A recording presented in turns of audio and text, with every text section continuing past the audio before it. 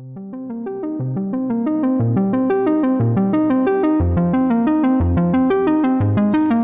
brothers and sisters, and we're looking at ChainLink here again. In today's episode, we can see where the prices have come to and potentially where they could be going over the next wee while. And we've been waiting and waiting and waiting and waiting on ChainLink to do something here in terms of these Bitcoin prices having gone on here. Talked about this low risk opportunity for what feels like 7 years now. But of course, this is 24-hour chart. We can count back the way 1, 2, 3, 4, 5, 6, 7, 8, 9, 10 days or so, saying, we've had this opportunity here for a while. We can manage our risk at this yellow line, blah, blah, blah. I must have bored you to death about it already. What's happened since then is you've got an 8.5% increase to the upside. In fact, that's not even necessarily that accurate. Let's just go straight from that line, and then we'll go right up to where our profit taking line would be and say it's 9% instead. What was that profit taking line that I just pointed at? It's a 618 retracement line there. We kind of knew that there would be resistance in and around that area, but we tend not to talk about things in terms of resistance and whatnot. We talk about profit taking lines. Where was the other profit taking line that we went through before? Well, that's the 382 on this Fibonacci retracement. Zoom back in. You can see we came up here. It acted as a profit taking line, then it acted as support, whatever, and then we went up towards that area. And let's see, will we get up as high as that, or is that close enough? Is close enough? Is that all we're going to get? Let's see how things go on this one. Have we been expecting anything like this? Yes, we talked about the divergence. We talked about it. We spoke about it every video.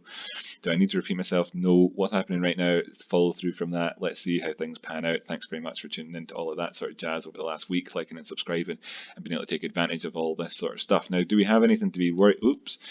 To give us sort of a cause for concern, you could say, in terms of the dollar prices, Bitcoin prices, and all that tying up together? Well, we've come up towards the top side here of our first profit taking line at this 236 Fibonacci retracement. That's Magnolia line. I can't be bothered zooming out and then again, just take it from me.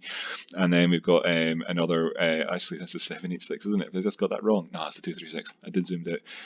But at least I wasn't wrong. There's nothing worse than crypto and technical analysis and being wrong, is there? That's a good tip for everybody, by the way.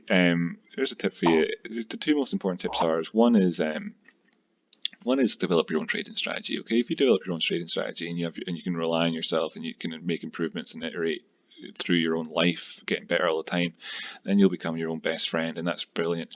The second tip, I suppose, is that you hear sort of conflicting information growing up. One of them is to sort of not be afraid of failure or whatever, and people don't really fully explain this thing. It's like, no, if you want to be extremely afraid of failure, but then if you're extremely afraid of failure, don't be too afraid to take on that chance. You can be, a lot of the best winners in sports throughout the world are extremely afraid of failure. They don't want to lose at all. Ask like people like Rafael Nadal, or you ask people like Tyson Fury or whatever. They're extremely afraid of failure, and they've got right to the very top of their game, but they're not afraid to take the chance where they might fail.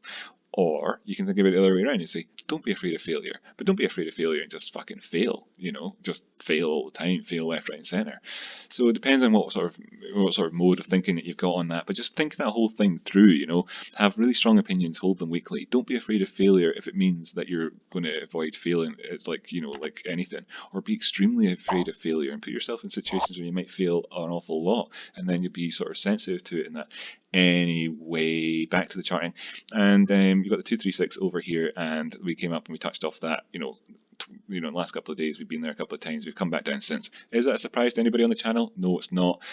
Word then to the wise is that if this were to continue to consolidate in here but drop off a little bit here, then then we could see the prices potentially here come back down a bit. But there is the head and shoulders possibility over here in Bitcoin. I'm pointing this out in other episodes today.